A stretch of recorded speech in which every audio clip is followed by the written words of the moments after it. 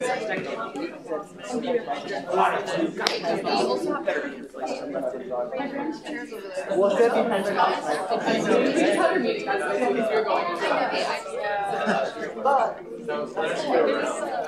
kids.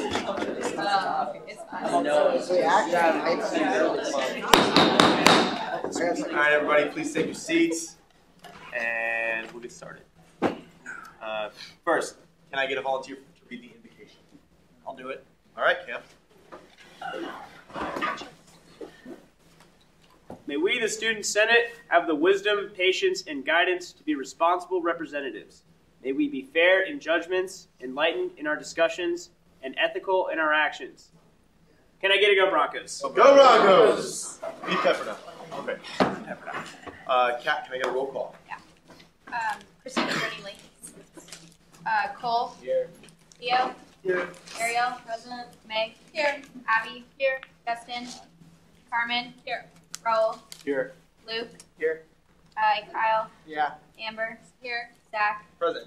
Juliana. Here. Cam. Here. Eric. Vidya. Here. Ali. Present. Emmy. Ifani. Here. Duncan. Here. Nika. Here. Melanie. Present. Avasi. Present. Okay. We have a quorum. We'll move on. First, are there any edits, any revisions people have with the minutes I distributed to you earlier this week? Yes? Oh, I don't know. That's a habit from the anyway. So we discussed this a little bit, but I think moving forward, I think we should plan on having the location where we met included in the minutes. Because I was just doing some research on like the past minutes of all the way back to like 1946 of student government here, and I noticed that it was important that they place the location, which apparently we used to meet in Adobe Lodge. Anyway, so I think we should include that. So I'd like to include that formally in this minutes to start. At the top of the page to include in the Williman room. Thank you very much, Zach. Any other revisions to the bylaws I distributed, or minutes I distributed earlier this week? Hearing none, those minutes. Oh, Raul? Yeah. Hello? What's up? What's up, buddy? So, this one's really like random, but like it said Duncan present, but he wasn't present. Gotcha. Thank you very much for pointing that out. Kind of adding him in. Any more? Duncan, you're getting called out. Yeah, this is a bad news. Tea in the cabinet. Any more? Hearing none, the minutes will stand with those revisions as distributed, but with those revisions. Next, can I get a motion to approve the agenda? Actually, sorry, before that, thank you, Abby, I saw it. Before that, I'm going to tell you about some quick edits that I had. Helen Casa and Ann Kodiga and Judith Lee will come before you tonight for confirmation for the positions you see next to their names above. Additionally, I sent out the agenda. I believe I had the Senate attendance bylaw on the agenda, a discussion about that bylaw, but we've already passed it. So those are the things that we've changed since you received the agenda. So with that, can I get a motion to approve it? Motion to approve the agenda. Second. Motion from Abby, second from Vidya. All in favor? Aye. All opposed? Okay. To start us off, we have a special order of business. We have a guest speaker, Mr. Bob Owen, the Chief Information Officer of Santa Clara University. Please give him a warm welcome.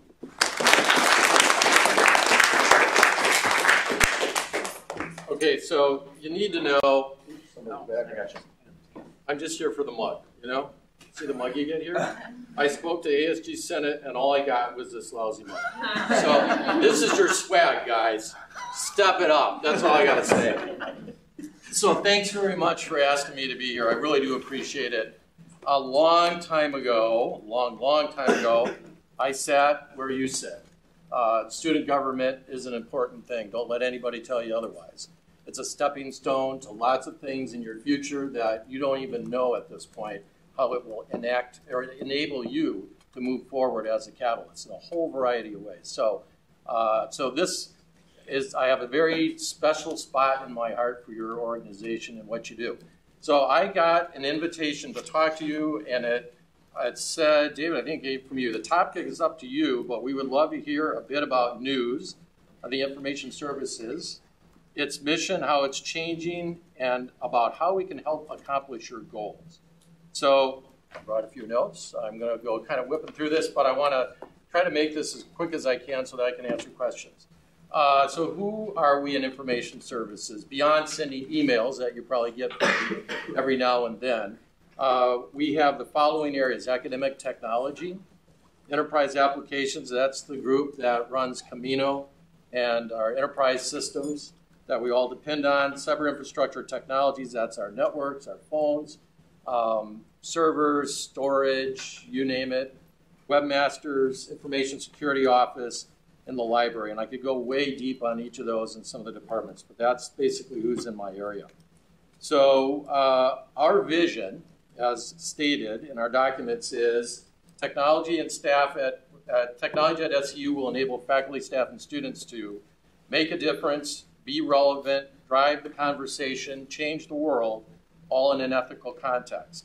Our mission is really simple. If you want to know who we are, what we try to do, 2 words: customer service. If we don't provide excellent customer service, and that's our goal, by the way, excellent customer service all the time.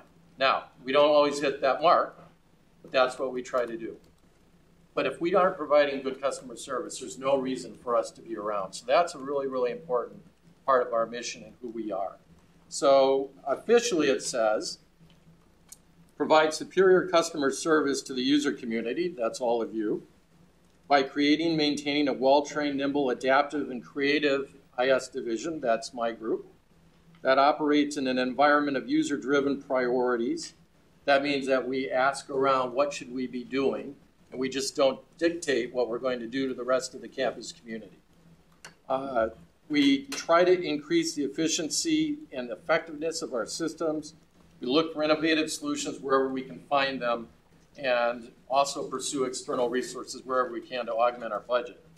So one of the things that you wanted to know about also mission and how we are changing. So I would characterize our plans for the next 3 to 5 years as cloud first and mobile mainly.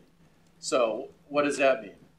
We're right in the middle right now of a major upgrade to a new something called ERP. That stands for Enterprise Resource Program. Right now, we've already converted human resources over to Workday. That's the new system. We're in the middle. We've just started converting the finance system over, and that'll take about a year. So we go live with that on January 1 of 2021, and then in July of 21, we start the student system implementation. That's huge. It's going to take us 2 years to get that thing live and a whole lot of work. But when we get to that point, what we'll have is our student, finance, and human resources systems in the cloud so that we won't have to worry about them being on-premise. Camino, which is also known as Canvas, it's actually a product called Canvas, but our learning management system, that's in the cloud. We're trying to push all of our systems that we can up to the cloud for a lot of reasons, not the least of which is disaster recovery. That's another big thing we're working on. So we sit at the confluence of 3 major faults in California: San Andreas, San Antonio, and Calaveras, thank you. So not a great place to be if you're in charge of information technology. Plus, we have other neat things that happen to us: floods, fires, you name it. So to the extent that we can, we're trying to push all of our critical systems up to the cloud so that if a disaster strikes, all of our data, all of our systems are backed up hundreds, if not thousands of miles away in servers and data centers up in the cloud, per se, away from us, that will allow us to stay active and alive. So that's another one of our major projects that we've got going on. So cybersecurity. Cybersecurity, I was asked a question by one of our provost candidates yesterday: what keeps you up at night? And my answer was cybersecurity. It's it's getting really, really, really bad. The number of attack vectors, ways that bad actors can try to get at us, has gone way beyond phishing, way beyond the, hi, I'm a prince from Nigeria, send me your bank account number. Although you'd be surprised, because people still respond to that, believe it or not. So it's getting super, super sophisticated. Here's an example. I get these emails regularly about alerts from the Department of Homeland Security. So it's great reading. It's really fun group guys, you know? So here was the last alert I got, and I couldn't believe it. But cybersecurity bad actors are now setting up websites and making themselves look like companies and organizations so that they then post job recruitments. They recruit for the jobs. They interview people. They offer jobs to people. And then when they offer the job, I mean, think about it. They're literally interviewing somebody. They offer a job to somebody and somebody accepts. Then they say, oh, great, glad to have you. Now we need your personally identifiable information. Your bank account, because we got to deposit your checks into your bank account, right? That's an amazing thing that they go to that level now to try to get your stuff. But they do. So we have lots of systems in place to try to protect us and our data. But it all starts with all of you. There are certain things that we're doing right now that we've introduced. One is something called two-factor authentication. That's where everyone know what that is? Okay, good. Sometimes I talk to folks my age that don't, so I'm glad you do. So that's an incredibly powerful way to stop bad things from happening. We're rolling that out to all of our faculty and our staff. It's going to be mandatory in a week. And then we're going to, once we get them settled down, we're going to look at rolling it out to the student population and making that mandatory at some point in the future. So one of the questions that I was asked was, what can we do to help you accomplish your goals? So at such point for cybersecurity that we roll that out, the two-factor authentication, I'd really appreciate all of your support and help to get the word out at that point. And I'll let you know way in advance, give you a heads up, and we'll figure out a plan of attack. But I need your help to spread the word and say, hey, we got to do this. There's no kidding around about this stuff. So, boy, I'm looking. I have 15 minutes, and I just chewed up a chunk of it. So I'm going to shut up and let all of you ask questions, and I'll do my very, very best to answer them. So, who's got a question, comment? What can I tell you? Yes. Oh, me, right. Okay. We're talking about two-factor push notifications, right? Yep. So this is what's the app called that we use? Duo. Yeah, so this is the same idea, right? Yep. And what you're saying is that it's going to be mandated across the campus. For faculty and staff in a week, and then we're going to be looking at, for the student population, once we get a number of things settled down, we want to make that mandatory as well. You guys are a really rich environment for the bad actors. They are more so than us. They want you guys. So that mandate, how's that function then? Is everybody going to be required to download the Duo app onto whatever smart device that they have? There's a number of, you can authenticate via a push, a phone call, an email, I think a text, so there's a variety of choices, yeah. Others? Yes, ma'am. I know that some teachers have trouble with like how Camino works, and like not all of them are fully aware of like how it functions, and as a result, sometimes teachers delay putting in grades for students until the last minute because they don't like the way Camino works or something like that. Does your like department offer any like sort of training that like helps facilitate teachers' use of Camino, or like is that an ongoing thing, or is it just like a one-time thing where they get everything? Yeah, so we offer ongoing training. We have lots of training classes all the time. We regularly communicate with the faculty community to let them know different types of Camino sessions, will from basic to advanced. We also have 3 full-time staff people called Instructional Technology Resource Specialists, whose full-time job is to work with faculty to help them use Camino and other tools like that. And so if you ever have an instructor or a faculty member who's expressing some frustration, or you think that they just don't know about that, absolutely feel free to tell them to give us a call And we also operate a help desk just for faculty for them to plug into. So often when I'm using my computer, like every 30 minutes, like Sophos antivirus pops up on my screen. Like I want to know like what that is and like why it constantly just shows up and I have to close it. So are you on the wireless network or the wired? Wireless. Yeah. So Sophos is our malware package. It's free, and it helps protect our assets, our digital assets. And so my guess is why it's doing that is that it wants you to download it so it can protect you if you don't have some other kind of malware. Now, if you do have another malware package, that's a good question why it's trying to get you to do that. And you can always find out by just calling our help desk, 5700, and they'll ask you a bunch of questions to try to figure out what's going on. If they can't get to the bottom of it on the phone call, then we'll kick it up to one of my other staff members that can. But that's what Sophos is and what it's trying to do, especially on the wireless network. Yes, sir. If a hacker is able to breach into our network, what's our emergency action plan to stopping it? So it's interesting you say that because that is one of our absolutely key priorities and initiatives at the moment. I don't know if any of you know this, but Regis University is one of our sister institutions. It's in Denver, a Jesuit university. They were attacked with ransomware 1 week before school started. They were without access to their computers for a month and a half, any computer. Any faculty, staff, the student computers, labs, nothing. They finally got printing restored 2 weeks ago. So that's beyond a nightmare scenario. So like I said, we've done a lot of things with cybersecurity, but we actually just stepped it up. We've got solicited for proposals from companies that help organizations like ours create disaster recovery plans for things like that. We just had a meeting to have what's called a desktop exercise where we pretend we have an attack and to see what works and what doesn't work.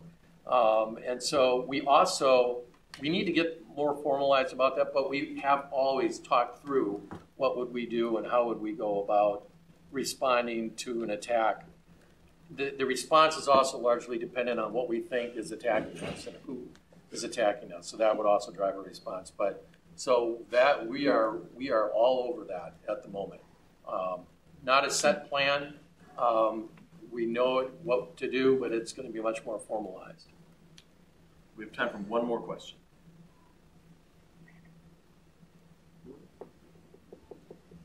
Zach? I mean, so you mentioned this idea of sort of disseminating the information that this duo push requirement, not duo, sorry, just like the two. 2FA. Two-factor authentication. Two-factor authentication, thank you. That's going to be required across the campus.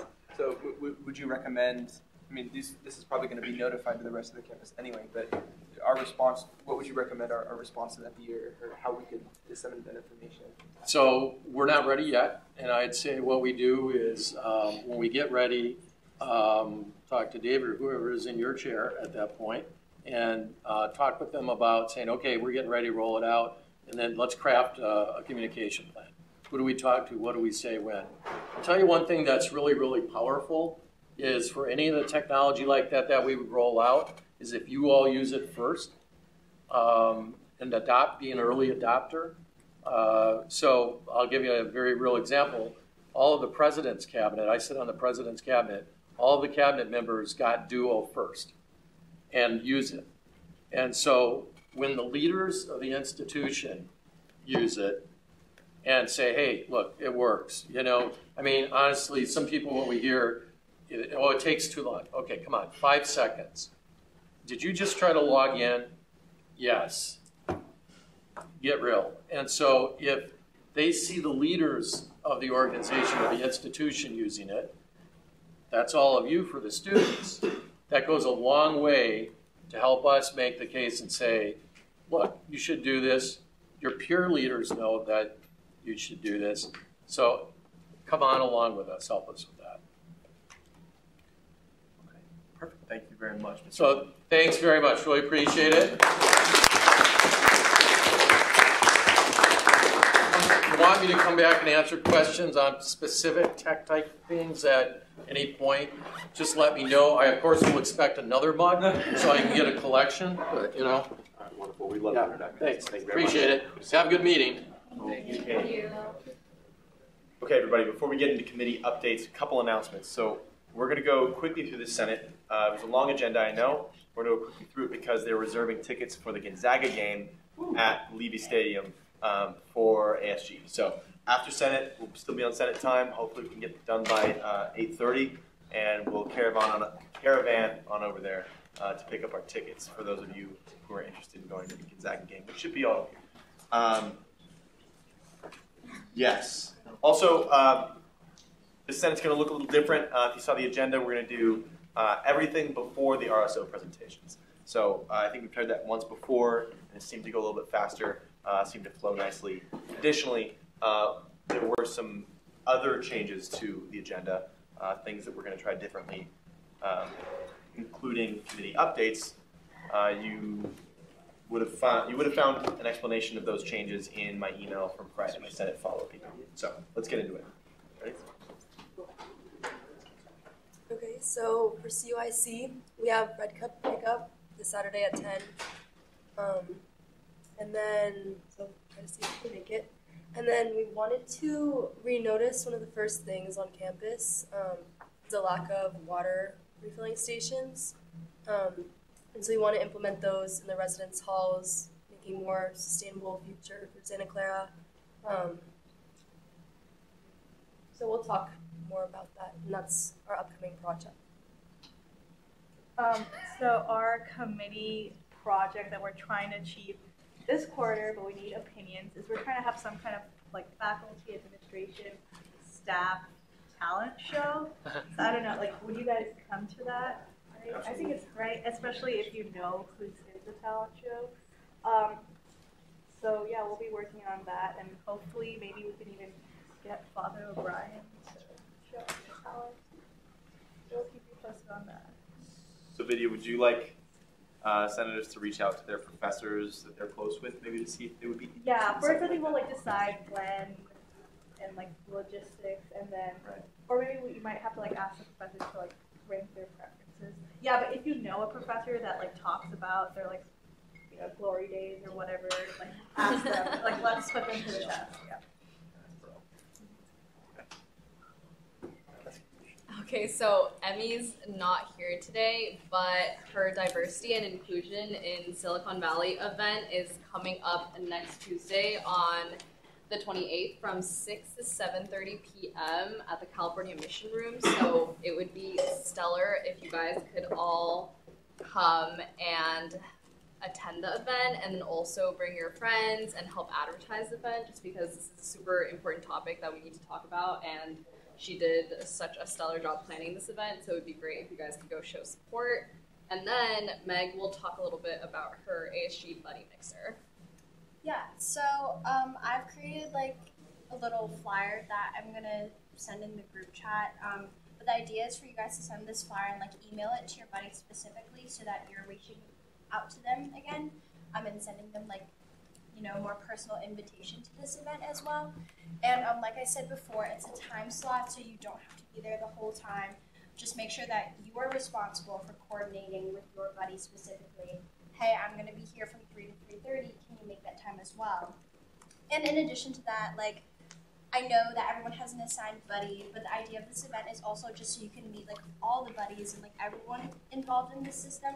Because the idea of the buddy system is just to foster that relationship between the student body and upper administration. So don't feel like trapped. You're just talking to one person. Like, take advantage of this event to like get to know a lot of members of upper administration.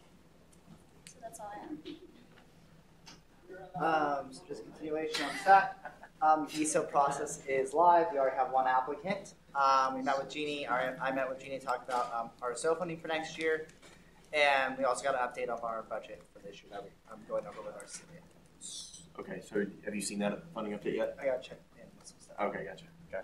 Let us know. So just because we have ESO, so because of that, we have to give a update on the ESO that SAC will be reviewing next week and potentially approving.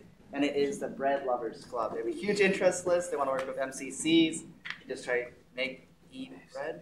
So, all right. Yes. And still postponed. That's it. Okay. That was it. All right, so that was committee updates, and we are 5 minutes ahead of schedule. We're going to leave exec updates for roundtable remarks, and that's if they have updates, and then we'll talk about what's pertinent for the coming weeks. Okay? So that should go faster in the future, and should be more freeform. So let's talk about the office hour requirement by law. I shared it again with you in my weekly Senate email this week. Emily? Yeah, sorry. Okay, so I was like collecting all of the feedback that you guys gave me, and I didn't get a chance to like formalize a revised bylaw until tonight. So you didn't get like a chance to see it beforehand because when David sent out was the original. But basically, I think you'll notice some significant changes. You can read it, but I'll read it out loud so it's clear. It says all members of ASG SU will be required to complete quarterly office hours. Each Senate committee and branch of ASG will have the opportunity to submit a proposal outlining a plan that will fulfill the required 2 hours in lieu of normal tabling hours. The proposal must be submitted to the Senate Chair, Chief Justice, and Vice President by the Friday of week 2 of each quarter. Then the Senate Chair, Chief Justice, Vice President will either approve or deny the proposal by Friday of week 3. A and B says a committee or branch whose proposal is rejected will be given 1 week to submit a revised plan. If denied for a second time, that committee or branch must go back to table. And so you get 2 tries. Alternative office hour proposals cannot include attendance at ASG SCU hosted events and must be distinctly different from expected functions of the committee or branch. That is to say, because this quarter we haven't had like a set office hour bylaw or thing to follow. The ASG Buddy Mixer has been approved by me. I talked to Meg about it as an office hour for this quarter alone. That's a unique situation, but that's not going to be a thing in the future. And then further, if a committee or branch does not wish to submit a proposal, they will be obligated to 2 one-hour tabling sessions for the remainder of the academic quarter. And then the tabling schedule will be updated bi-weekly in order to allow for more flexible because schedules change. And then the rest of the bottom is the same. If you have a conflict, you reach out to David or I or Vice President, and then, that's that. Questions or comments? With the so can you go up a little bit? For the section about the proposal outlining the 2 office hours, that would occur every quarter. Yeah, it says per quarter. In section B, it doesn't say per quarter, Yeah, right? it does. It says Week 2 of each quarter. Yeah, week 2 of each quarter. This proposal must be submitted to the Senate Chair, Chief Justice, Vice President by the Friday of week 2 of each quarter. Okay. Additional questions or comments? How did you I was just going to say, Sorry for sending the wrong version. Go ahead. I talked to Emily about this, and I think this is like a good improvement. It allows for a lot of flexibility. I think it solves a lot of the issues that we had last week. So I think it's a really good bylaw, and it should definitely be passed. Go. Oh, yeah, wait, scroll down. Okay, I reviewed my branch on this. There's another page. We made a form for you guys. This is attached. This will be a part of it. You get a little, it's right there for you. It's a template. It says committee branch name, describe your proposal. Scroll down a little bit more. Scroll down a little bit more, please. And then if you want to attach another, like, I don't know, Word doc or something that you type up, that's equally as fine. This will be in the bylaw. You'll like see it, and then it has date received, approved, denied. So it's like really easy for you guys. It's all right there. And my branch and I worked really hard to like make this very easy and considerate of everyone in ASG. Oh. So if you don't sign a proposal to do different different office hours, how far in advance do you have to sign up for your tabling? It'll be bi-weekly, so it'll be if you don't submit a proposal, you have to do tabling, and then in that way we'll start scheduling it after week 2, because that's when you have to submit the proposal. So it's not like there's not a specific deadline. You could wait till like week 4, week 5 to table. To sign up to table. Yeah. You get to choose. Like if you're tabling, you get to choose the hours in which, like, there will be like a bi-weekly schedule, just kind of like that you guys can figure, that everyone will be able to figure out according to what works for them. But you get to do your 2 hours of tabling at any point throughout the quarter, as long as you do your 2 hours. And the bi-weekly was something that was suggested to me as well from the group of people who sent me comments, so I took that into consideration as well. Yeah. Zach? Yeah, Zach. I mean, I've got several different things that I'd like to address within this. One of them is this idea of the 2 office hours in lieu of normal tabling hours in section B of, section 2B or whatever this is. Does everyone see what I'm talking about? That's the last sentence of. Yeah, so that part right there. I noticed that is this saying that there's a requirement of 2 office hours per week for every member of ASG SCU? It's 2 office hours a quarter for every member of ASG SCU. I'm trying to square this with like the appendix that has to do with like class centers, for example. So I noticed it says that we're supposed to have 1 office hour. So hold a weekly hour at the ASG SU designated tabling time or in the ASG office. Yeah. So I'm wondering how we're squaring that requirement with the requirement that's already in the bylaws. Yeah, so that no one does. This, if approved, will change that, and then it'll just be fulfilled to quarterly office hours. Okay, so that's confusing because I don't know if the motion is to amend and strike out this part of the previous section of the bylaws. That's within the position description, which can be amended after this is approved. This is the bylaw that will then dictate how office hours work, which changes the very minor thing within the position description. Gotcha. It just changed that part. So for a bid, we'll have like that competition for a bid, and then we have to go back and change the position descriptions for each of the appendices. I mean, not necessarily. That's like, if this gets approved, then I can just go in and change the position descriptions for that one line, because that's not necessarily a material change at that point. If I were to just change it right now, that would be a material change, and I would have to get it approved by you guys. But if we approve this, then that's in the bylaws, and then I can just edit the positions accordingly to follow what this says. Interesting. So this carries more weight than the previous appendix? Like in the sense that this supersedes them? There is no current office hour appendix or anything related to office hours within the bylaws other than that one line within the position descriptions. So there is nothing. This is giving a formalized way of going about office hours. So then this will be implemented into the appendices. And then, like I said, each subsequent position office hour part will be edited to fit this. For section 2B1B, section B. 2B1B. Alternative office hour proposals cannot include attendance at ASG, FU, host events. I was hoping to get an explanation for this,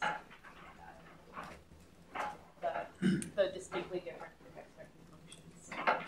That's simply to give a guideline of what is expected in the proposal. So if you say, you can't be like, in my proposal for an alternate office hour suggestion, I'm going to make everyone in my committee go to 2 ASG SCU hosted events, because that's something that's expected, that you go to ASG hosted events.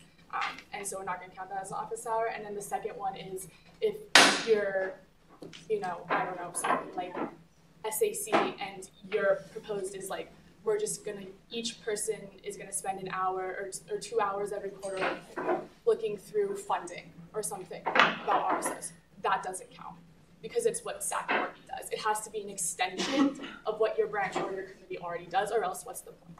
So that's just like a brief thing so you know what to look for kind of. So you don't submit those things and then automatically get rejected. Okay.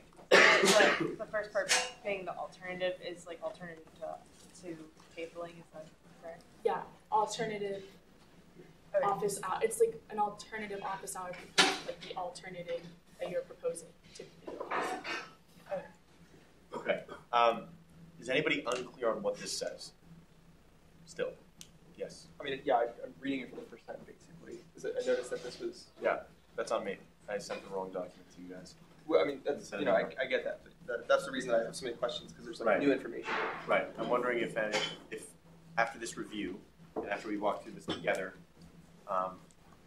what problems do you still have? What misunderstandings do you still have? Emily, I have a question for you, actually. Would you like to... This is essentially a new bylaw, and so my concern with voting on it this week is that this is the first time the senators have seen it, and we generally have to have that the space between introduction and voting. So I'm wondering if it would be okay with you if we treat this as a new bylaw and voted it at our next session. That's up to you. It's not up to me. If that's what you guys are more comfortable with. Can we vote on it? Would you like to vote on it tonight? Yes. Yeah, I mean, I would. I don't know how everybody else feels. Okay, who would like to vote on this tonight? Raise your hand. That is a majority. Okay, we're going to do a roll call. Okay. Actually, can I get a motion to vote? Motion to vote. Second. On the question of approving the bylaw on the screen and adopting it into the bylaws of ASG student government. Well, hold on. Can I get a motion to vote? Oh, okay. I'm like, you're Motion to vote. Second. Motion for Owen, second from Cam. All in favor? Aye. All opposed? No. What's your issue? Well, I don't think we have had enough discussion on this to vote on it. Okay. That's simple. All right. We're going to move forward because a majority of the senators were in favor of voting. So, well, I believe that it requires a 2/3 majority vote to stop debate, and that's essentially what we would be doing. Okay. I don't believe that actually. Yeah, that's a rule. Well, that's in Robert's rules, but I don't know if that's our rules still. Do you not think that we have a 2/3 majority? Yeah, I don't think we do, but we can find out. Find out. Kat, can I get a roll call to see?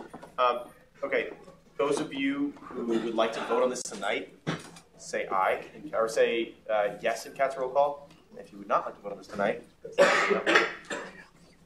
Okay, Christina? Yes. Cole? Yeah. Leo? Yes. Ariel? Yes. Meg? Yes. Abby? No. Justin? Yes. Carmen? Yes. Raul? Yes. Luke? Yes. Kyle? Yes. Amber? Yes. Zach? No. Juliana? Yes. Cam? Yes. Vidya? Yes. Allie? No. Emmy is not here. Ifani? Yes. Duncan? No. Mika? Yes. And Melanie? Yes. Obasi? Yes.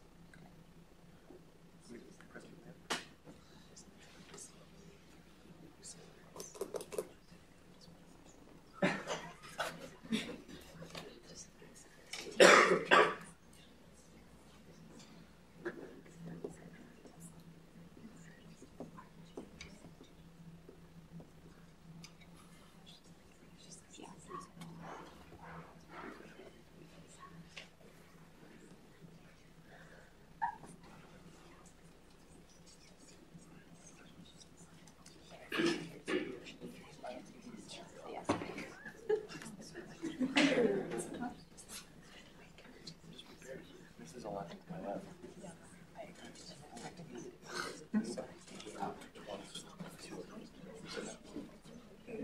Right. Oh, I didn't count. I didn't eat so I should have. Yeah. Okay. So.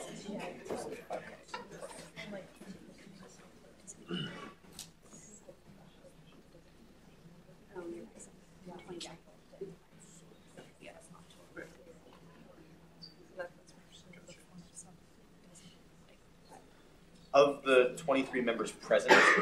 All but 3 said yes, which is 86%. So we have a supermajority. We're going to move forward with the vote. So we're going to do a roll call vote because it's touchy. And But that's sorry, was it 4? Wasn't it 4? No, it was. Already calculated? It's 4. Cat had 3. We're going to go back over. We're going to move forward. Okay, we're going to move forward. So, it doesn't matter anything. We're going to take a roll call vote. Okay? So, on the question of adopting the office hour requirement bylaw into the bylaws of ASG SCU, can I get a motion? Motion. Second. Motion from Raul, second from Cam. All in favor? Aye. All opposed? Okay. Well, you can say no again. Wait, didn't we just pass the motion to vote? No, it was you counted for a supermajority. On the motion to vote. Now we're voting. Okay. Now we're So, voting. can I get a roll call? Christina. Yes. Right? Am I wrong? Cole. Yes. Theo. Yes. Ariel. Yes. Meg. Yes. Abby. No. Justin. Yes. Carmen. Yes. Raul. Yes. Luke. Yes. Kyle. Yep. Amber. Yes. Zach. Zach. Yes. Juliana. Cam. Yes. Vidya. Yes. Allie. No. Emmy. It's not here. Ivani. Yes. Duncan. No. Mika. Yes. Melanie. Yes. Sebastian.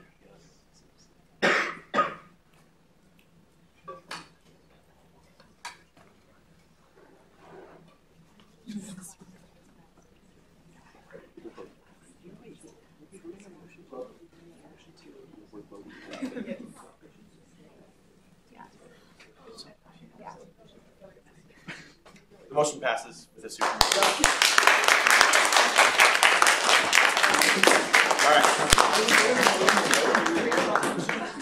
right. Let's quickly put as much distance between ourselves and this activity as possible. So, let me go back to the agenda really quick.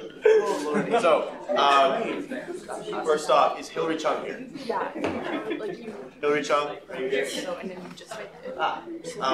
Would you step to the front, please? Thank you. I'm not in charge. All right. So we're going to move on. We have 4 confirmations. We're going to try to move through them quickly, but do treat them seriously. Our first is Hillary Chung for the Parking Transportation Committee. We have already appointed Nicole Jacobus to the Parking and Transportation Committee. They need another student. So, Hillary, would you introduce yourself and say why you think you're qualified, please? Hi everyone, I'm Hillary Cho. I'm a sophomore studying finance. So in school, I'm part of SCU Own It, where we invite women leaders who are very successful in their own industries to come and speak to speak to students in hopes to aspire women leaders of the future. And I love my work a lot, and I also want to move on with my passion about improving the quality of life of the larger student body, which is why I applied for the parking committee when there was a slot for it. Okay. Questions for Hillary? Yes, Mika. Can I ask what inspired you to join this specific committee? I'm actually an international student, and I don't have a license here, so I can't really drive. It decreases my mobility. So as a college student, I have limited funds, so I'm looking for like cheaper ways of traveling around. I think this can also, by joining this committee, it can also help other students who want to find a lower cost and more feasible transportation sharing opportunities. One more question for you. Okay, perfect. We're going to try to do all of these confirmations at once. So Hillary, would you just take a seat while we while we become acquainted with the other confirmations? Thank you very much. Take your seat back in the audience. Thank you very much. Okay, next, Helen, would you take front and center, please? Helen and I have known each other for 4 years.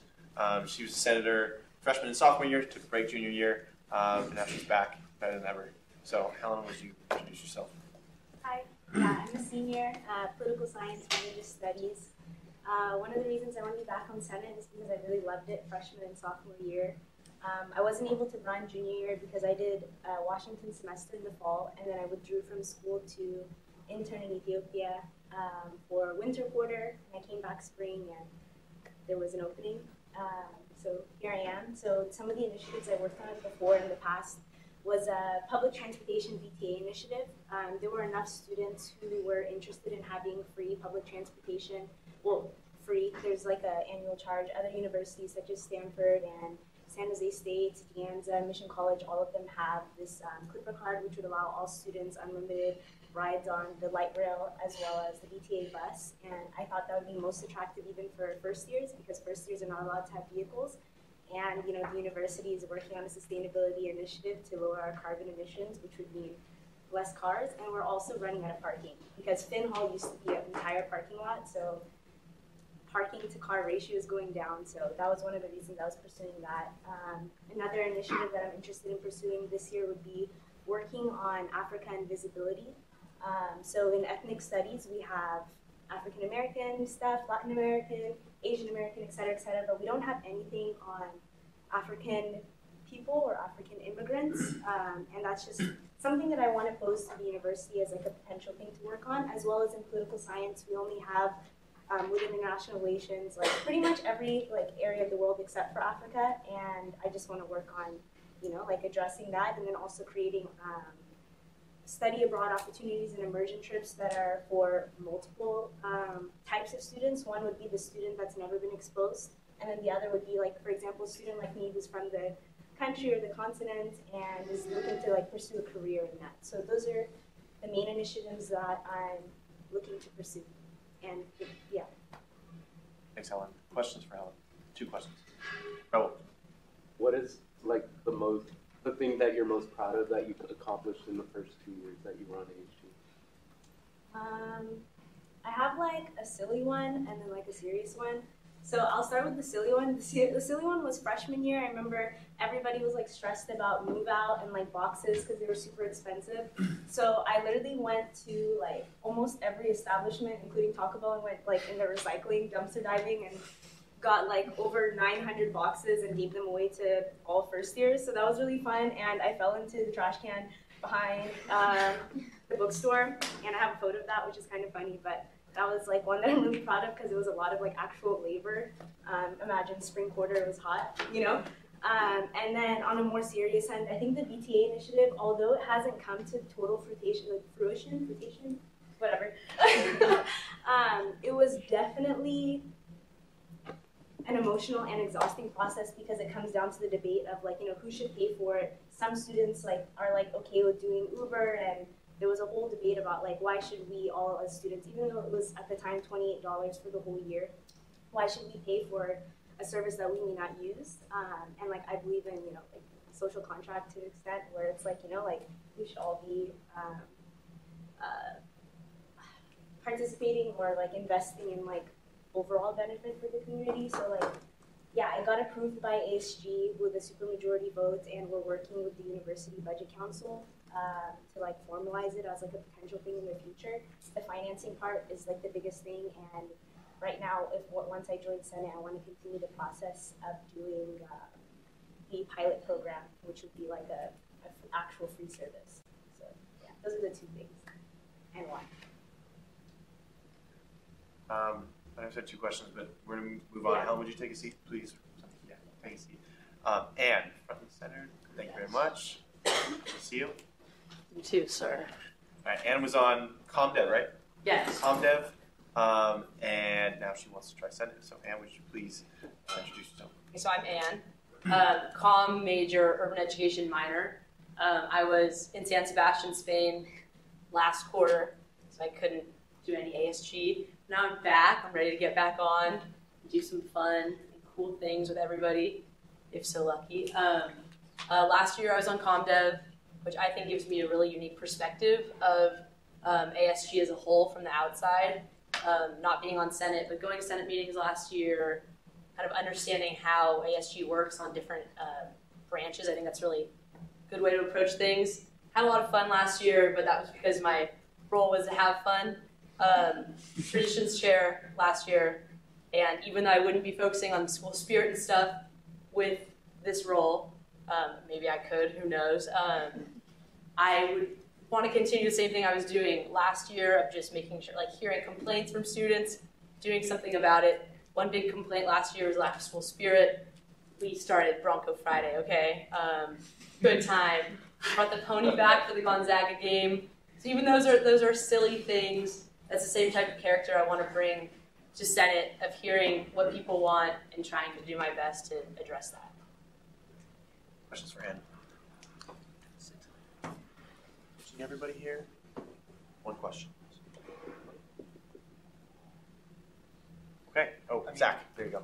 What are you looking forward to this year? In general? If you were to get on Senate. Man, I'm sorry, I'm having an off day. No, it's totally fine. It's totally fine. I think Senate would be a really cool way to kind of make a tangible difference in Santa Clara on things that I hear is going on. People come to me, say something, like we can all chat and make decisions and stuff. I think just having that platform to have more of a voice on campus and also representing other people's voices would be really interesting. I know I'd look forward to every Thursday night at 7 o'clock to do all of that, and also just making sure that I'm as committed to this role as possible. Thank you. And can you take a seat? Final confirmation. Judith, are you here? Yes. Just a little background of that. Judith's being promoted to be the Bronco News producer. She's currently the assistant. And last quarter, she made the whole first-year interview basically all by herself, so she definitely showed her ability to actually take on to the role. And I'm going to continue my search for the assistant Bronco News producer. Okay. So it's a promotion, right? From assistant producer to producer? Yeah. Cool. Judith, do you want to quickly tell us why you want to do that? Actually, because the thing I'm doing is the same, so I actually would like to tell about my plan for these 2 quarters. Okay, so for this quarter, I'm going to do 2 promotional videos for 2 country shows. One is for Equate, the other is for CSA.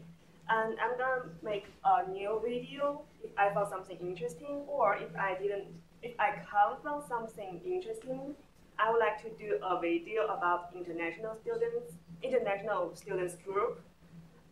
For next quarter, I would like to do a video for year 2020 because they are going to graduate. And I would like to let them to tell stories in SEU or their memories in SEU. And also, I would like to shoot videos for the election next quarter for the senators and for the candidates. Also, I would like to do next quarter, I would like to do a promotional video for ASG. So next academic year, you can use promotional video to recruit new members. Yeah, that's all. Thank you, Judith. Any questions for Judith or for Cecilia? Okay, great. So the 4 people who have just introduced themselves to the Senate, would you please leave the room? We'll get you in a second. Thank you very much.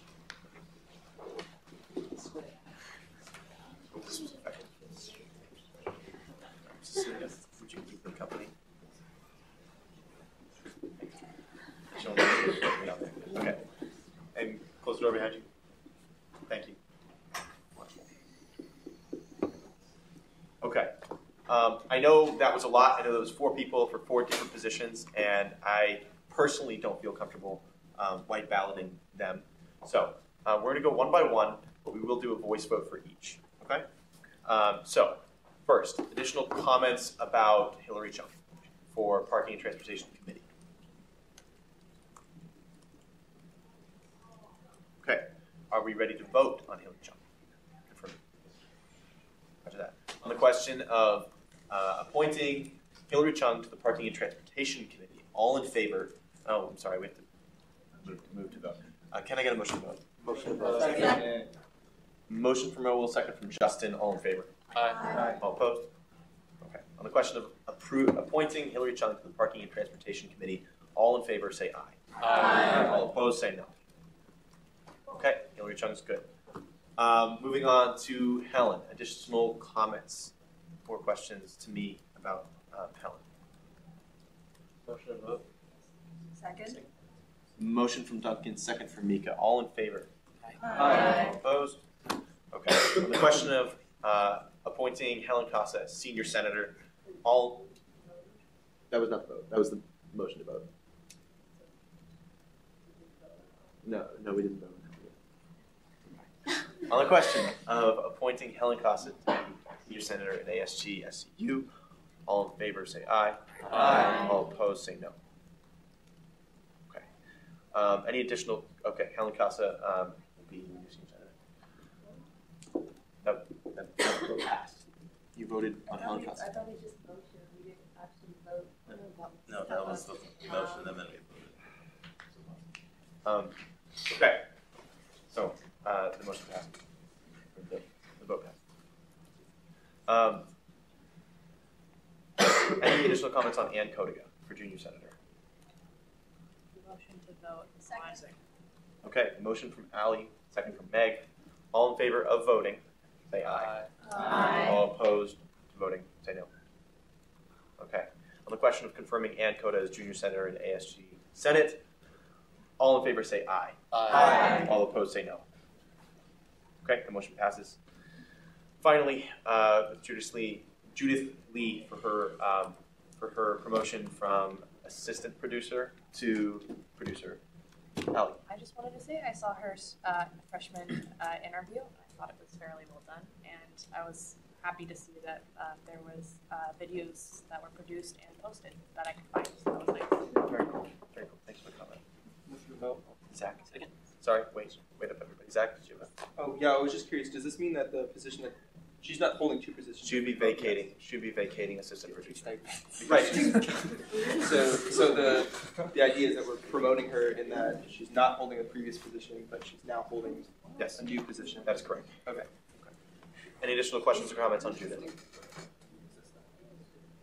Okay. Can I get a motion to vote? Motion from Meg, second from Abby. All in favor? Aye. Of voting. All opposed to voting? Say no. Okay. On the question of promoting Judith Lee from assistant Bronco News producer to Bronco News producer, all in favor say aye. Aye. All opposed say no.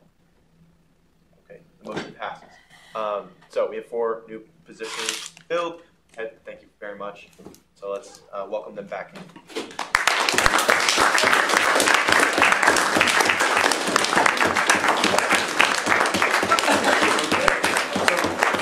Congratulations to you all. For everybody who does not currently hold an ASG, sorry, for Anne and Helen, would you join Emily at the front of the room? And then Hillary, you're good because this is for those joining ASG. And Judith, you're also good because you're already a member of ASG. You don't need to be sworn in again. Place your left hand on the official Bibles and right hand up and repeat after me. I, please state your name. I am. I, Helen. Do solemnly swear to uphold the Constitution and bylaws to uphold the Constitution and bylaws of the Associated Student Government at Santa Clara University. of the Associated Student Government at Santa Clara University. Oh, thank you. Congratulations. You can take your seats at the Senate table. Perfect. Let's move on to RSO presentations. Just so you guys know, this is the last scheduled business we have this evening, but we'll move on to roundtable remarks quickly. I just have a few things to say, and then we can go get our tickets. Sound good? Thank you guys for hanging in there. So first up, every vote counts. Wait. No? Oh, sorry. Yeah, do your spiel. So for all RSOs who are presenting, you'll have 3 minutes to present. Have my finger when you have 1 minute left, and then wave when your time is up.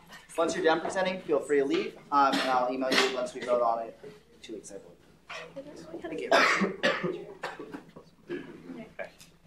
Hi, I'm Catherine Rose, and the RSO I'd like to bring to Santa Clara is called EBC. So our mission statement is Every Vote Counts is a student-led, nonpartisan organization dedicated to increasing voter turnout and expanding voter access nationwide. And we do this through 3 main things, which is by encouraging people to go to elections and being engaged voters, through civic engagement by reaching out to high schools in the area, and then pro-voter advocacy and reform, which we would do by voting on pro-voter legislation. My advisor is Lori Salazar, with default. On a national level, EVC is a national organization. There are over 500 students involved at 40 different schools, and I'm currently in contact with Campbell Streeter, who's the executive director of EVC, and we email weekly and sometimes talk on the phone about my progress and bringing it here and like what resources I need. And so a lot of the work has already been done for me, which is really nice, but I think that this information is really important and needs to be brought to Santa Clara. Along with that, I was abroad last semester and I met the president of EVC at Kenyon University, and so she's always a resource for me if I hit any bumps in the road. So some events that we would think about doing, first is organizing a film screening of a short film called Activize, which focuses on a few people who want to change their communities through voting, through encouraging voter rights, but also through policies like gun violence. The second one would be to expand the Time Off to Vote initiative, which would involve me partnering with the student body president and then reaching out to companies in the area and encouraging them to allow us to have time off to vote and using our leverage as students and future employees to get these companies to agree to let us have time off to vote. And then lastly would be partnering with high schoolers and teaching these kids about what it means to be a voter and also registering them to vote, because by the time you're a junior in senior high school, you're old enough. In terms of funding, from what I understand on the website, you would get $100 for going to the quarterly RSO trainings. And I think that's all we would need for the time being, because it's going to take a little bit of time to get off our feet. So, yeah, our honor.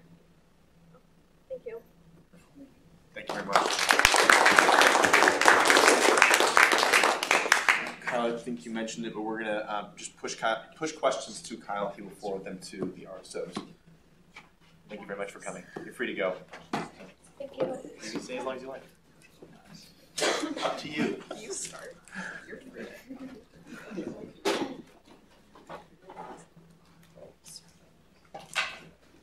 Take it away, guys. Okay, I'm Griffin.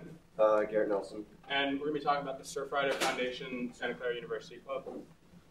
So, does anyone know what the Surfrider Foundation is? No? Okay. So it's a nonprofit international organization that's dedicated to protecting our world's oceans. The mission statement is, so they're dedicated to the protection and enjoyment of the world's oceans, waves, and beaches through a powerful activist network. So our mission is to engage environmental experts to create solutions, unite local and national resources to protect the coast, and leverage our local chapter's network's knowledge with a national perspective. On campus, we're going to raise awareness of ocean conservation issues, get involved in local policy action, and then lead on informative activities. Our advisor is Michelle Marvier. She's in the bio department. Currently, we have 25 members, but there's a lot of interest right now, so it keeps growing. And our national connection is Ryan Kirst. And then some potential events that we want to take on would be a beach cleanup, either in San Francisco through the San Mateo professional chapter or Santa Cruz through their professional chapter. A Blue Water Task Force water sampling day. Each week they sample water in those three locations: Lindemar, Fitzgerald Marine Reserve, and Half Moon Bay. So just seeing how the scientists actually gather data for water conservation and how they monitor that data would be a really good learning experience for everybody. We want to promote ocean-friendly restaurants by reducing plastic waste, reducing polystyrene foam. And kind of a reach goal of ours would be removing single-use plastics from the SU dining plan, as in the Dasani water bottles or the Coke bottles that they sell at the cafe, as well as coastal education. And so funding coming up, there's a global conference, people from all around the world come, and that's going to be actually held in Santa Cruz, February 10th, 12th, and it's $300 per person. We want to send 2 people out of the 25 that we have interested right now. And then other transportation, vans, buses up to Lindemar, Half Moon Bay, to go to one of those Blue Water Task Force water samplings would be about $200. Hey, are you free this weekend? We have our winter retreat Sunday at 9 a.m. And then other RSOs that you might think conflict with us would be this SU Beach and Surf, but they're actually like a beach surfing club. We're more of an ocean conservation club. And then there was a girl interested in starting an ocean conservation club, but she filed paperwork and kind of fell off, and so we were going to merge with her, connect with her, and bring her on board. Thank you very much.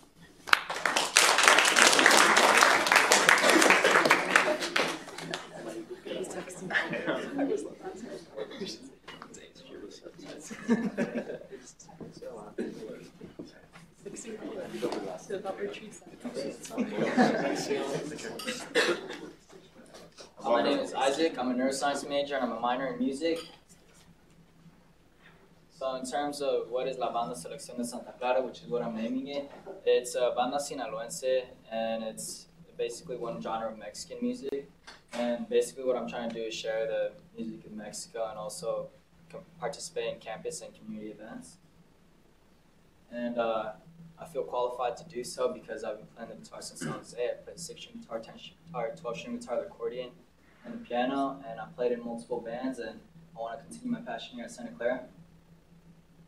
And this will be performance-based, and so in terms of events, first we'd like to gain the approval, but I'm thinking possible events would be like, for example, like a dance every quarter, and so that would be like, for example, like Reserve Locatelli from 9 to 11, or even performing at Unity Night, which is like, you know, an event from Santa Clara that, you know, they want to showcase their diversity. And in terms of other RSOs that we may conflict with, I spoke with Ted, and there's a mariachi RSO, but apparently they're not active, so yeah, moving forward. Next slide, please. And my goal is to start a full-scale banda sinaloense, which is 3 singers, 2 EB alto horns, 1 sousaphone, 3 valve trombones, 3 clarinets, 3 trumpets, 2 drummers, and possible other instruments include a accordion, guitar, and a torocho, which is an upright bass. And these instruments are expensive, and so we seek funding from the school.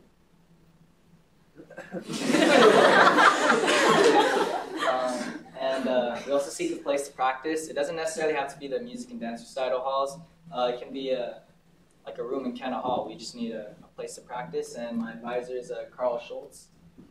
And thank you. Thank you very much. So for the senators, just write down your questions and send them to Kyle, and he will forward them to the club. Esports club. Let's see. Thanks for coming in. How we doing?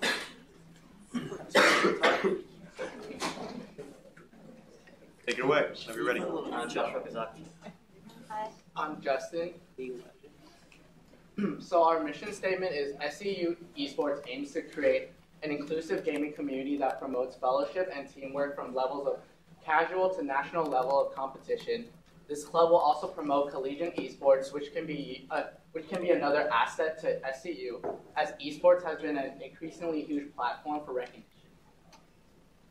All right, so why we need esports club? Competition is one of the first things that I thought of when I wanted to make this club. One of the biggest games in the world right now is League of Legends, and League of Legends right now has, their collegiate league has about 354 schools, but 2,600 students, and had a peak audience of 41K at the finals. And the tournament offers student scholarships if you're winning, and the top prize was 10K per player for winning finals. Here's a bit of graphs of how much schools are putting in. You can see the graph is moving up, and more scholarships players. And then right here is a little bit old data of the Leland World Championship, which had about 200 million viewers in 2018. And I believe in 2019, they raised the count to almost 400 million. Also, another reason for the club is to create a community for gamers. Either if you want to play competitively or casually, we just like having fun playing games. Okay, so potential events that we were going to do, so we were going to have some tournaments, and we were planning on setting this up, planning on this quarter in Benson, but having tournaments and get funding from Riot Games, which is the company that owns League of Legends. They also pick up games, and we can have coaching and viewing parties, which are all other events that are open. I feel like a lot of players are very interested.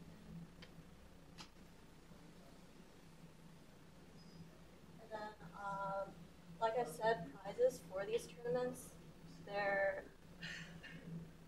they will be like funded for by Riot Games, but also like if we did get funding for this RSO, then we could get like computers and looking computers and like traveling to play other schools. I also think that investing in an esports club for a school is also like really desirable, because since there are millions of people playing literally every single day, like all of them are like, a lot of them are high school students. Like I know that having being able to play like competitively, collegiately is like, I don't know, could also attract a lot of students to our school. So, basically the owner of League of Legends is Riot Games, and they have this whole website, a whole panel, and a whole. Sorry. Thank you all so much.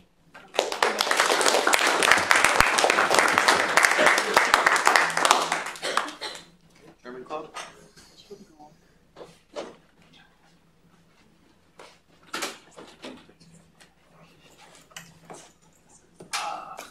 I'm Francisca Heinrich. I am a Communication and Individual Studies German double major.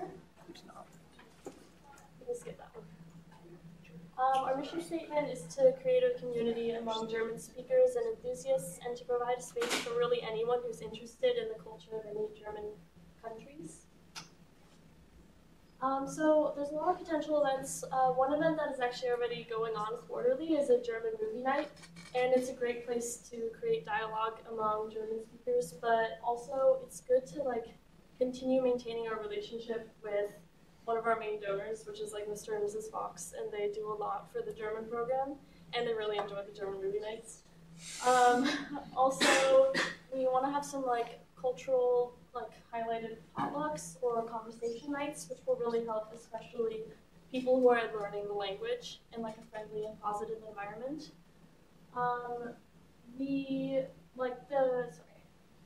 I don't know if it's on here, but we have, German Christmas Market and Oktoberfest. It's kind of like a really big thing. And the German International School in Mountain View actually does a Christmas market every year, and we were thinking it might be possible to do a booth there to like fundraise a little bit. So we're really lucky to have Professor Hellebrand as our second advisor. I'm not sure who RSO CSI is assigning as our first one, but he like knows everything to do with Germany. And so he told us about the German Career Fair, which happens in San Francisco, like hosted by the Goethe Institute. And they actually bring a lot of German companies, so it's a great place for SU students who are interested in being employed. Also told us, he has like a lot of connections with a lot of German people in the Bay Area, so we're thinking maybe we could utilize that to bring in some guest speakers possibly. Yeah. And we don't have any requests for funding right now, and like no conflicting RSOs really. Yeah. Thank you very much.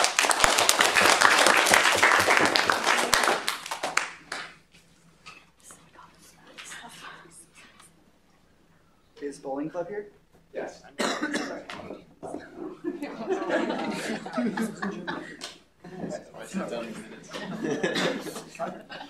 I'm Ross. Alright, so what we're about. So our mission statement is basically, our goal is to connect students to one another and give them a chance to relax and bond off campus. Bowling Club will also allow students to find a new passion or possibly continue improving their bowling skills.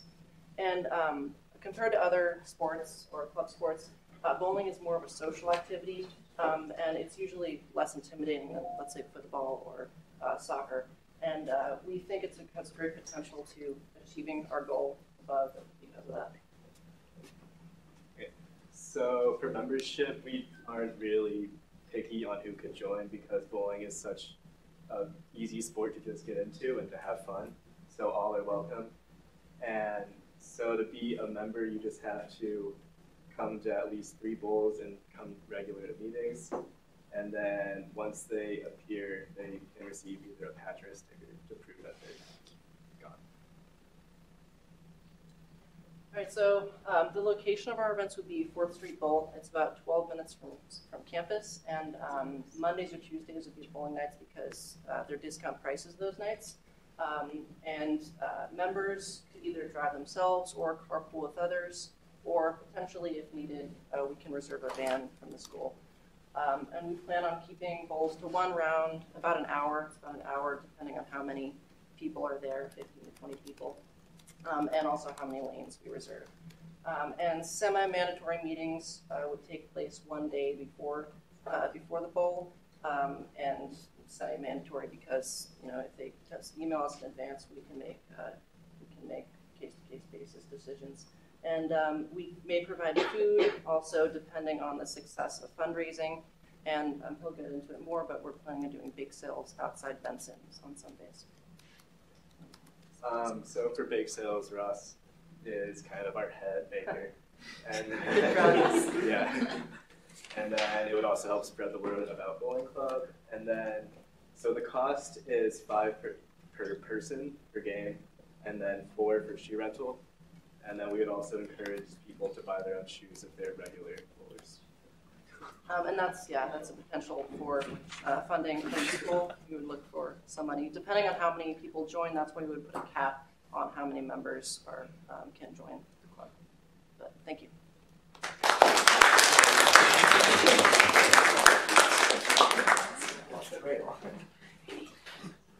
Okay, Hodge.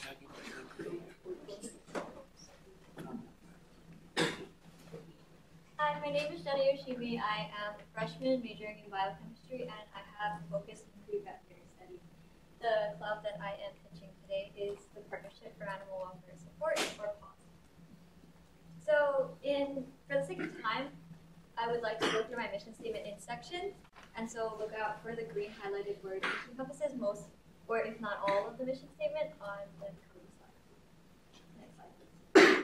So, my inspiration for founding PAWS comes from the Silicon Valley Animal Control Authority, which is an animal shelter about 10 minutes from here that I started volunteering at once I started coming to Santa Clara. SAVACA takes socialization volunteering, which would entail members of PAWS going to SAVACA and spending time with shelter animals who do not have families to love them and giving them our love so that these animals can learn that humans are friends. And this is mutually beneficial because members of the club would get to spend time with animals. The animals pictured on the slide are Hank and Greta. You get to know them very well and come to love them, even though you can't adopt them as an SCU student. Next slide, please. Okay, so the main point of the club, and which is encompassed in the mission statement, can be summed up in the 2 main bullet points on this slide.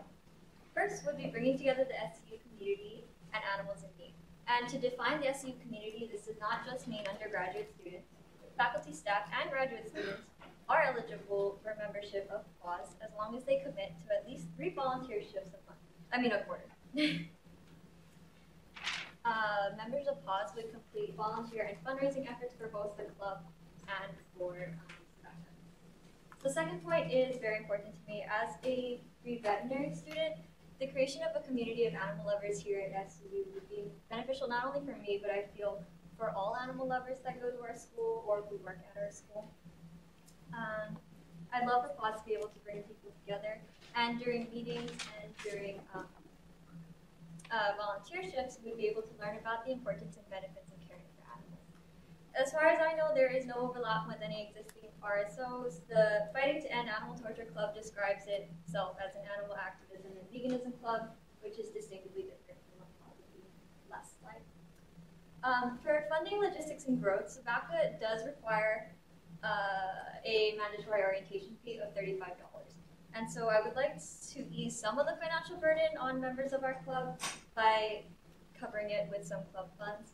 Additionally, transportation to and from volunteer shifts may incur some fees, but because CSI has 4 free vans that members of our club and officers of our club can drive people to and from the shelter with, this shouldn't be as much of a problem.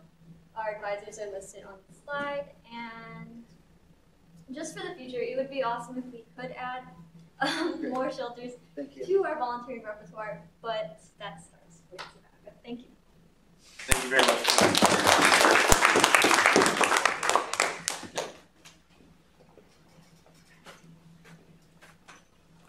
Hi, I'm Eva. I'm a junior child studies major. It's really exciting to do this club, but I'm proposing an Orthodox Christian fellowship at SCU. So OCF is intended to reach the needs of Orthodox students, to help them explore their faith and grow spiritually, and explore their faith and grow spiritually during their time at Santa Clara. So it is a national organization that has clubs across campuses. So, and we are lucky enough to have Yanni Reynolds, who is the Northern California District leader liaison, and he is a sophomore here. So he oversees all of the colleges that have an OCF in Northern California, but we don't have one at Santa Clara. So he approached some of the Greek community that he knew about starting one, so we are beginning that. So the purpose is just to have a group of people who share in this religion, to be able to meet, talk about, attend services together, and just bond knowing that we all grew up with the same faith. So here's our board that we have put together. We are in contact with Dr. Sofia Kutsidi in the economics department. She is Greek Orthodox, and we are working with her to be our advisor. And then we have also connected with the priest at St. Nicholas Greek Orthodox Church, which is just on Park Avenue, and he is really interested in helping us. So we will probably meet with him weekly or monthly to have more of the religious-based fellowship events, and then other events we'll just meet on campus together. We don't necessarily have requests for funding because we don't really think we need funding besides the $100 that we get per quarter. But our goal is just to have a place for Orthodox Christian students to meet together because Santa Clara does not have that as of now. Thank you very much. Okay, what is this called?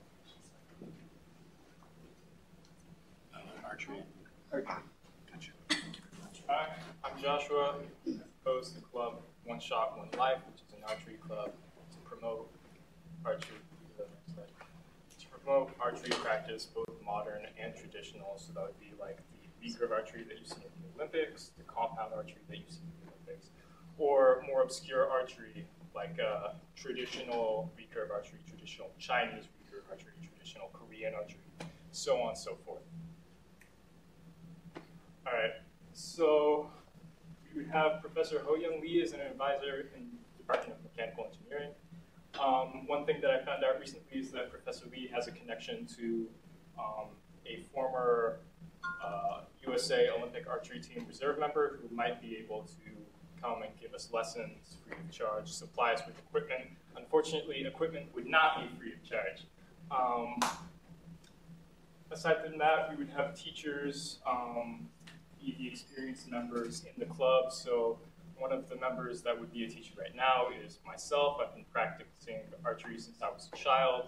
I've been practicing traditional archery like the Chinese archery that I mentioned for a couple of years now. So I have a fair amount of experience and teach people as I've been going out and teaching people on my own. So I know from experience that I can.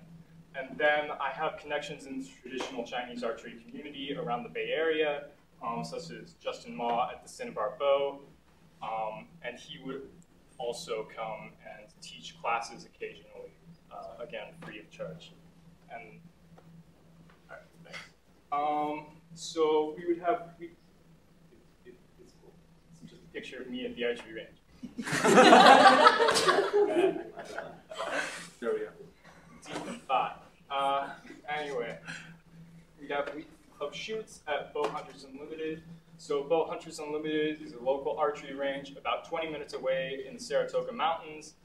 Beautiful archery range. Don't have time for the video.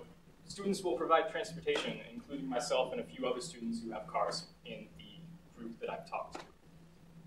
Next slide. So as far as funding goes, so we want $800 to buy general equipment for the club, right? Because we need our students to be able to shoot. And right now, I can supply 4 bows myself. So that would allow a total of 8 people to shoot. But we would like 4 more bows. Each set for one person would cost about $200. I have discounts. You can see the discounted prices up there, but it would still be about $200 to get a set for one person. And we're thinking if we get 4 sets, then we can have a total of 8 people shoot at one time, which would be half of our club population, given the amount of interest that we have so far. Great, thank you. Thanks for coming. All right, check it out. We have 5 minutes until 8:30. I'm going to try to adjourn at 8:30. Quickly, I want to show you some things. Eddie, just in the drive right there. Would you go to the shared ASG from the beginning? Okay, so I shared this with you in my Tuesday night email. Eddie, would you click send it for me? So this has pretty much every committee that's on ASG in it. One for each Senate committee. We should go to Senate meetings.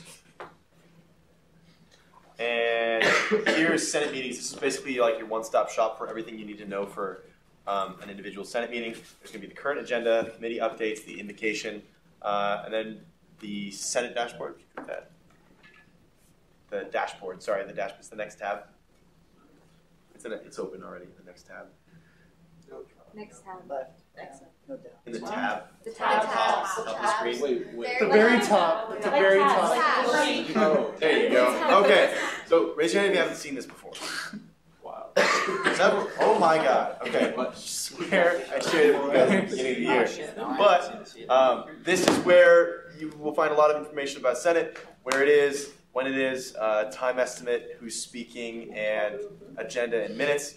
Can you go to members? The tab at the bottom of the screen this time. Thank you. This is contact information and positions for everybody on Senate. As you can see, I'm missing some. If you see that you're missing, hit me up. Your number. Great. Okay. Secondly, thank you for bearing with me with that. You all have access to that. It's shared with each and every one of you, except for the new senators. I'll share it with you tonight. Shout out to Kyle for being on it with the RSOs tonight. That was fantastic. I saw you every single RSO. He didn't miss a 1-minute warning. So I was watching. It's fantastic. I know how that is. I've missed so many 1-minute warnings. But also, thank you all for being troopers tonight. We're going to end a little early. We had to rush through it, but we got a lot of work done. We don't have to worry about office hour bylaws or Senate attendance bylaws. So we're also going to do something. Sorry, yes, let's do. Thank you for reminding me. We're going to try to cancel Senate next week. We've already reached out to our speaker, his Father O'Brien. He said, great idea. So, yeah, keep an eye out for my email. We're going to try to cancel Senate next week, but we're expected to go to the Gonzaga game. Yes? Yeah. That's why we're getting our tickets right now. Oh, the Gonzaga. Times over the. Anyway, does anybody have anything else for roundtable remarks? Abby. Rainbow Promise tomorrow for SCAP, 8 to 11. I'll go. Very nice. Thank you very much. 8 to 11 tomorrow. Thank you very much. Anybody else? Duncan. Will we have saved tickets to the Gonzaga game? Yes, we do. Cool. So we don't have to go now to get them? We do have to go now. They're saved for us for now. Yes, Taryn. APB is having a tailgate before the Gonzaga game at Alameda Hall, and we're bringing a pony. Fingers crossed, according Yeah. Just has to be approved by risk management, but we're going to have a pony. Okay, Charlie, do you have something? No, I was just going to say let's do it. Okay. Hey, when we're done here, everybody, so we're not going to do ending roll call anymore because we can always see who leaves early. It's kind of silly and wastes of time. So, can I get a motion to adjourn? Motion to adjourn. Second. Motion and a second from Mika. All in favor? Aye. All opposed? We're adjourned. Go get your tickets. Go leave and get your tickets. Come on. It's like a 4-point game. Come on, we gotta go. Emily, I'm so sorry.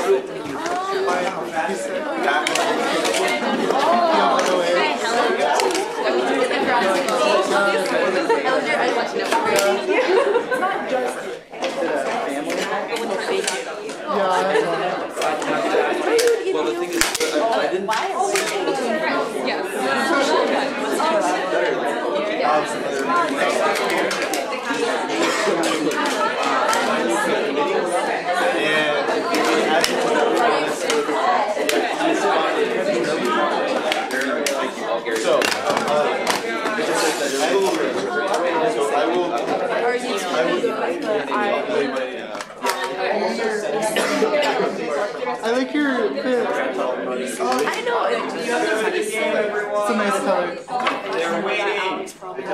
so shy. Thank you. Schedule, do like a so they did like a bi-quarterly schedule.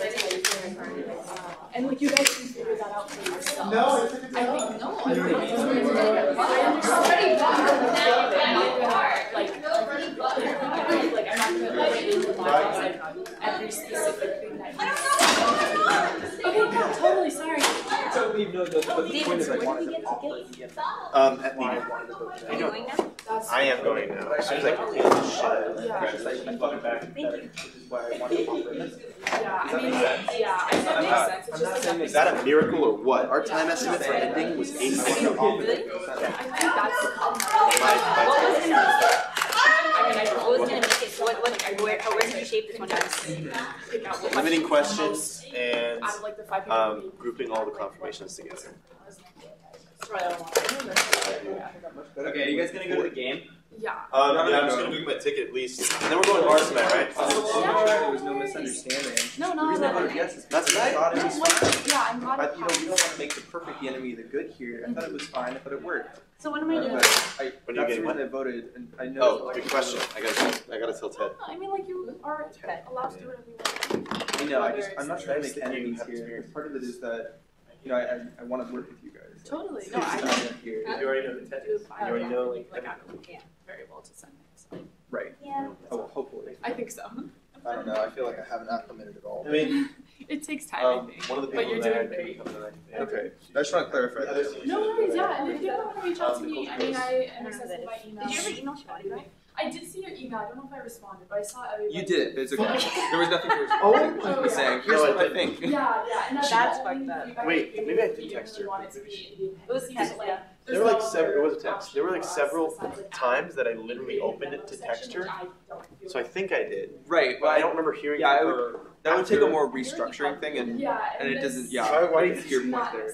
Like, I just have. I mean, I think it's better that we have bylaws that are meant to be law, and then things that are like clarifying the bylaws be not like on the same weight as law. Does that make sense? Thank you, Eddie, for signing me out. I really like the new setup. The old one didn't make You know what I mean? Yeah, but you still have to follow the Remember how I flat Right. So then we enforce it, and we say these are options for enforcing that. Yeah. You know what I mean? But then that's like more work, you know? More what? That's more work to create rules that are enforcing mechanisms. Yeah. Wait a second. Where did my scooter go?